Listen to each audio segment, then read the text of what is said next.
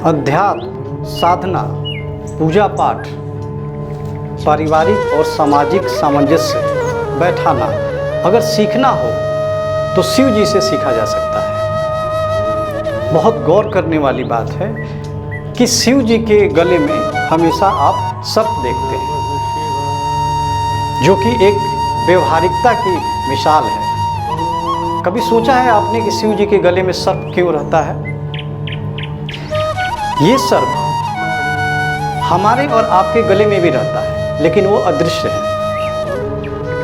जरा सोच कर देखिए कि अगर शिव जी अपने गले से सर्प को उतार कर रख दें तो जहाँ सर्प को लोग देखेगा वहाँ उसे मार डालेगा। शिव जी के गले में सर्प है, इसी कारण से आज भारतवर्ष में ही नहीं पूरे विश्व में नाग देवता की पूजा होती है। शिव जी के गले में सर्प लगाना, सर्प रखना सिर्फ यह दिखाता है कि हमारे जीवन में जितनी भी रिश्तेदारी है, जितनी भी जिम्मेवारियां हैं, उसको निभाना चाहिए।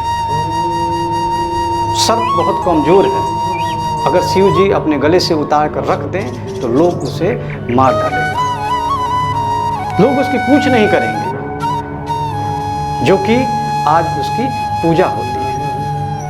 हमारे आपके गले में भी सर्प है जो अदृश्य है, लेकिन उस सर्प को हमें गले में रखना चाहिए। वो सर्प हमारी जिम्मेवारियां हो सकती हैं, वो सर्प हमारे पारिवारिक रिश्ते हो सकते हैं, लेकिन पारिवारिक रिश्ता या जिम्मेवारियां अगर कमज़ोर पड़ने लगे तो उसे गले से निकालकर नहीं फेंकी जाती है, उसे गले में ही रखनी चाहिए।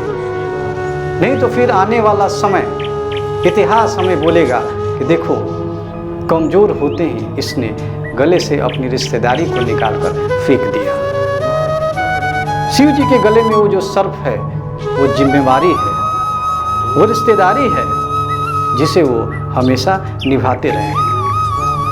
पारिवारिक और सामाजिक जो सामंजस्य है उसका एक बेमिसाल उदाहरण है शिव जी के गले में सर्प। बहुत सारे लोगों का कहना है कि भारत में धर्माचार्यों के पास बहुत भीड़ जमा होती है। ये भीड़ जो होती है, ये लोग बेवकूफ़ हैं, भीड़ चाल में चले जाते हैं। मैं आपको बता दूं, भारत के जितने भी धर्माचार्य हैं उनके यहाँ भीड़ का लगना सनातन और भारतीयों के लिए एक शुभ संकेत है।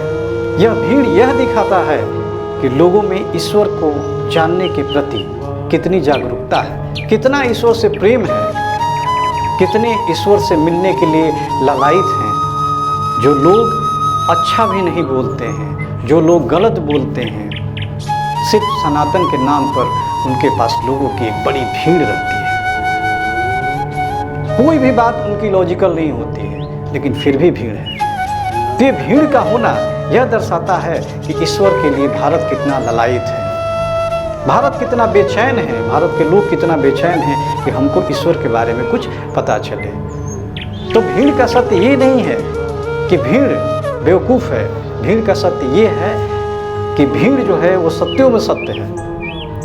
भीड़ का सत्य ये है कि ईश्वर को जानने के लिए वो बेचैन है, ईश्वर की महिमा को जानने के लिए वो लालायित है। तो धर्माचार्यों के यहाँ भीड़ का होना भारत के लिए एक शुभ संकेत है। एक आम धारणा हमारे देश में बन गई है कि जहाँ भी किसी को हम एक विचित्र अवस्था में, यानी कि कोई आदमी हो दो चार दिन न नहाया हो, वो आदमी हो जो थोड़ा गंदा दिखता हो, वो आदमी है जिसके कपड़े से दुर्गंध आती हो, तो उसको हम झट से बोल दे रहे हैं कि यह जो है अघोरी की तरह है, अघोरी की तरह मत करो। एक आम भाषा में यह प्रयोग की जाती है। लोगों को पता ही नहीं कि ये जो अघोरी शब्द है ये शिव जी का प्यारा शब्द है। शिव जी को अघोरी कहते हैं। जो शब्द अघोरी है वो शिव जी से ही निकला हुआ है। अघोरी का ये मतलब नहीं होता है कि जो गंदा रहे उसको अघोरी बोलते हैं। अघोर एक साधना है